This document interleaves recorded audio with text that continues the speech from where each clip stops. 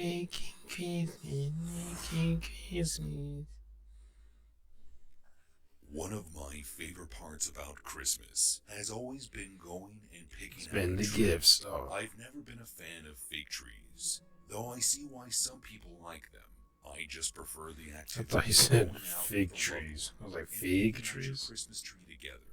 But I will say, having a real tree takes a bit of maintenance, especially if you're like me and my fiance and decide to get a tree really early in the season. It was beautiful for a while, but after a couple of days of not being able to water it as often as we needed to, it began to dry out really quickly. I'll never forget the amount of panic that set in on December 14, 2018, when I woke up to the smell of smoke filling up our entire Oh house. shit. I woke up coughing at first. I thought I had gone blind because when I opened my eyes, I couldn't see anything. I Ooh, quickly that's a lot of smoke. realized that it was due to the thickness of the smoke that was Damn. surrounding us, and I turned to wake up Claire. I shook her as hard as I could, She and wasn't. thankfully she woke She up. wasn't there. Just like me, Claire was in a panic. The two of us rolled out of bed and dropped as low on the ground as we could. There was a small pocket of breathable air underneath the massive blanket of smoke, which allowed us both to breathe a tiny bit better. We both began crawling toward our bedroom door, and as I touched the door handle, it almost immediately burned my hand. I Oh was able to yeah, turn don't quickly touch enough the to door open the handle. door before my hand pulled itself away in pain. And as soon as the door opened, our room was illuminated by a bright orange light that almost cut through the smoke. The fire was coming from the living room, and Oof, right away I realized that I had that's forgotten fucked up. to turn the lights on the tree off that night. I began guiding Claire through the hallway, on our hands and knees as the smoke Damn, what kind began of to lights you fall have? lower and lower. The closer we got to the living room, the higher the temperature went, but the only way out was through the front door, so there was nothing else that we could do. We both continued to cough violently as we made our way into the living room. Almost pausing for a second to look at the tree, through the smoke, we could see the flames dancing as they climbed away from the tree and up the wall behind it. We continued to make our way toward the front door and away from the tree as I felt something pulling onto the back of my leg. I turned and saw Claire. She was no longer crawling behind me, but instead was lying on the floor, with her eyes just barely open and her face Oh, covered she's in succumbing ash. to I knew that we didn't have much time. I smoke got off inhalation. my hands and knees and picked Claire up off the floor, and as soon as I had her, I began moving as fast as I could toward the front door. The locks burnt my fingertips, but I couldn't waste any time. As soon as the door was open, I pushed us both through it and laid Claire down on the lawn. By that time, our neighbor was standing outside and said that the fire department was on its way. I checked to make sure that Claire was breathing, and thankfully she was. The fire department got there in time to put the fire out, but more importantly, after getting checked out of the hospital, Claire turned out to be totally fine. There was no permanent damage from the lack of oxygen. Hmm. Wonder what kind of lights they had. Cause I remember my grandmother during Christmas when she had. I think she had a real tree a few times when I was a kid, but I always remember plastic trees for the most part. But she used to keep her lights on sometimes all day. As soon as a few times she would have it on all day and night. But I remember as I got older, she would just cut them on like pretty much as soon as the sun went down, and then she had like lights around the big window because the tree was in the living room, and she would have lights like there was a big window there, and then she had lights around that and light some lights outside, but mainly of course they were on a tree. And that big ass tree, well, maybe it just looked big because I was a kid. Maybe it won't look as big to me now, but yeah, she's had that thing on all night, and like I said, sometimes all day and night. Fire never started anything, but maybe it's the lights, the type of lights they had on. It was Christmas Eve 2019, 3 years ago. but it feels like it was just yesterday. My girlfriend Marcy and I finally managed to get a house of our own just a few months beforehand, and we couldn't have been more excited for Christmas to get there.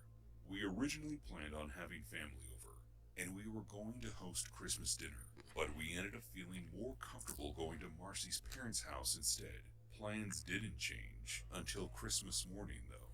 As of Christmas Eve, we still planned on having everyone come over the next day, so Marcy and I made sure to get everything set up beforehand. I prepped all of the meals so that all I had to do was turn the oven on in the morning to start cooking. There's And another then we fire one. wrapped up our presents in separate rooms to make sure that we didn't see what we got each And other. then he mentioned the By the time oven. night I was like, the it's season I was of gonna tree burn was down too. full of presents, and we decided to have some hot chocolate and watch Rudolph the Red-Nosed Reindeer before going to bed. And in no time at all, we were both tired and ended up falling asleep on the couch as the movie played. It would have been a really great night had I not been woken up a little while later by a sound that was coming from the other side of the house. I tried to listen closely to what the Somebody sound was broke in. without moving too much and waking Marcy. And once I realized what I was hearing, my heart began to pound. It was I a bear. tried my best to stay calm as I woke Marcy up and told her that I needed her to grab her phone, quietly get into our bedroom, lock the door, and then call the police. She was confused at first, but once she heard the sound of the back door in the laundry room creaking open, she understood what was going on. The two of us quickly and quietly made our way out of the living room and into the hallway past the kitchen. From there, it was a straight shot into our bedroom where Wait, where were y'all at? I told Marcy to call the They police weren't as I up. kept my They ear weren't in the close to bedroom door already. to try to hear for any signs of movement. I couldn't hear much noise over the living room TV that was still on, but every Okay, they were in the I living could room. swear that I heard footsteps. After about 2 minutes, Marcy let me know that the police were on their way and that we should just wait for them to get to the house. But at that point, my ego started to kick in. I was about to say, you gotta be a badass. At the idea that we were being robbed. I asked Marcy to stay in the room while I went to see what was going on, and she objected at first, but there wasn't any stopping me. And to this day, it's one of the top 5 dumbest things I have ever done. You get your ass shot and stabbed. Well, you don't know how many people. Made sure to close the door behind me before making my way over to the kitchen door, expecting. Man, this ain't no goddamn movie. Since the kitchen was on the other side of the laundry room that it sounded like they came in from. But when I saw the room was empty, my heart began to pound again. I don't know why. I didn't turn around and just go back to the room and wait for the police, but I decided to continue. Did he not have even a weapon either? I walked past the kitchen and into the living room, which is where I saw that someone was in fact in our house. He was standing near our tree and had one of the presents in his hand as if he was inspecting it. I could see that there was an open backpack on the floor next to him, with another small present of ours sitting beside it. I took a second and checked to see if I saw a weapon, but when I didn't see any, I assumed it was safe. Like, you got brave. I called out for his attention and asked him what he was doing in my house. He jumped as he realized that I had been watching him, but he didn't say anything. I asked him again what he was doing, only this time he responded by slowly putting the present that... See what he should have did? He should have tried to sneak up behind him. And then put him in a full Nelson. He's big. He's like, what's your angle, boy? You plotting on me? You know I can snap your nigga 25 different places. He was looking down and pulling a gun out of his jacket pocket. He pointed it toward me, and I knew that I shouldn't have... Yeah, you was stupid. I thought he was about to say he shit himself. I took off down the hallway and rushed into my bedroom. Marcy screamed because she didn't know it was me at first. Not so brave, are you? She helped me move the small dresser in front of the door. We waited, expecting the thief to try to break down the door. But surprisingly enough, he didn't even try. The police got to our house a few minutes later, and I ran out to let them inside. But it looked like whoever was in our house left as soon as I ran away from him. 3 of the presents that we put out for each other were missing, But He other just than took that, three we things. were He said, okay. well, I could take three Since we things. were a little shaken up, we decided to have Christmas at Marcy's parents' in the morning instead of our house. Mm. Like the great equalizer. Growing A up in gun. northern Minnesota, the winters could be really harsh sometimes, but it always led to a lot of fun times. From sledding to skating on the river that ran through our town, there was always something to do no matter how cold it was. Now, growing up with a family of hockey playing older brothers, it was no surprise that I got into ice hockey, and more often than not, when we were skating on the river, my brothers and I were running drills and practicing. So when my skates started not to fit anymore, it seemed like the perfect present to ask for around Christmas, especially because of how expensive they could be. We didn't always get what we asked for during the holidays, but my parents always tried. So I wasn't surprised that year when I woke up Christmas morning and found a fresh pair of blades sitting under the tree just waiting for me to break them in.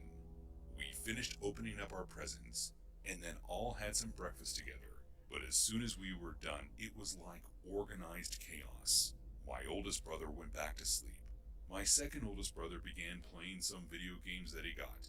And my brother Jason and I decided to go out on the ice. Jason's a year older than I am, and since he got a new stick that he wanted to try out and I wanted to break in my skates, it was perfect.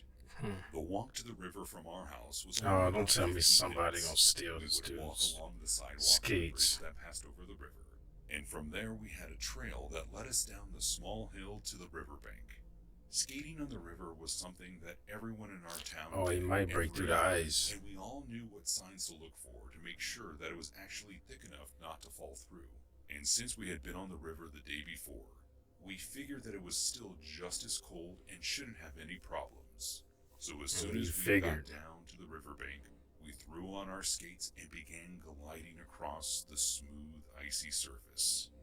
The new skates fit great, and they were super sharp, so it felt like I was sliding across an oiled up surface. It was a lot of fun for a while, even after I began helping Jason practice some of his plays. But about 2 hours after we began skating, right as we were about to head home for lunch, I heard it.